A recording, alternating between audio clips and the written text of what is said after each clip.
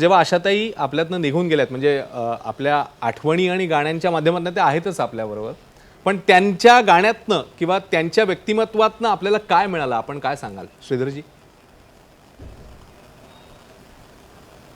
खरं म्हणजे काय तुम्हाला सांगू का, त्यांनी इतक्या गोष्टी दिलेल्या आहेत समाजासाठी गाण्याच्या रूपातून. पहिल्याच सगळ्यात महत्त्वाचं म्हणजे एक्सप्रेशन. कसं गावं, ते गात असताना तुम्ही त्या गाण्याच्या शब्दात आणि चालीत घुसलं पाहिजे आणि ते गाणं आपल्या गायकीतनं उभं केलं पाहिजे, हे त्याने दाखवून दिलं. दुसरं म्हणजे जी व्हरायटी जी होती ना, ते मला असं वाटतं की आत्ताच्या सगळ्या म्हणजे फार सुंदर गाणारे आता लोक कलाकार आहेत, त्यांनी अभ्यासावी, त्याचा त्यांना उपयोग होईल. की नुसतं एक समजा कॅबरे असेल, ते एक गाणं, भक्तिगीत असेल, प्रेमगीत असेल, हे सगळं आशाबाईंनी दाखवून दिलेलं आहे. आणि माझ्यावर त्यांनी इतके उपकार केले आहेत. माझी 20 गाणी त्या गायलेल्या आहेत. पण एक थोडासा एक घरगुती किस्सा तुम्हाला सांगतो.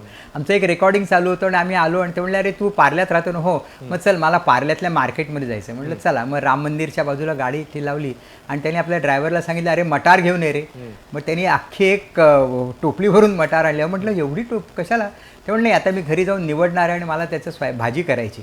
या आशाबाई एवढ्या मोठ्या उंचीवर असलेल्या गायिका आणि इथे आपल्या अगदी घरगुती असलेल्या आशाबाई, याच्यामध्ये मला खरंच त्यांचं कौतुक वाटतं. कौतुक हा शब्द देखील फार छोटा, फार म्हणजे त्यांनी आमच्यावर उपकार केले त्यांच्या कामाने, असं मला वाटतं. खरं आहे. आणि मला वाटतं यथार्थ श्रीधरजींनी सांगितलेलं आहे. खरोखरच असंख्य गाणी, असंख्य आठवणी त्यांनी आपल्याला दिलेली आहेत आणि आपलं आयुष्य समृद्ध करून टाकलेलं आहे त्यांच्या गाण्यांनी.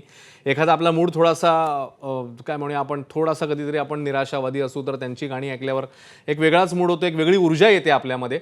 आणि तो अखंड झरा आहे, जसं आपण सुरुवातीला देखील बोललो, अखंड झरा येतो. त्यामुळे एका तासामध्ये या अखंड झऱ्याचं किंवा अखंड या महासागराचं सामावण्याचा आपला हा प्रयत्न, माझी खात्री आहे की अपुराच असणार. पण तरी देखील आशाताईंच्या आठवणी जागवण्याचा एक प्रयत्न आम्ही केला, ज्याच्यामध्ये श्रीधर फडके, त्यासोबतच सुधीर गाडगीळजी आणि दिलीप ठाकूरजी आपल्यासोबत होते. तिघांनाही नमस्कार. आशाताईंच्या स्मृतींना देखील आपण वंदन करूया आणि खरोखरच ही गाणी, ही आठवणी सगळ्या मनात ठेवून आपण पुढे जाणार आहोत. आशाताई आपल्यातनं निघून गेलेल्या असल्या तरी या गाण्यांच्या आणि या आठवणींच्या रूपाने त्या सदैव आपल्यासोबत असतील.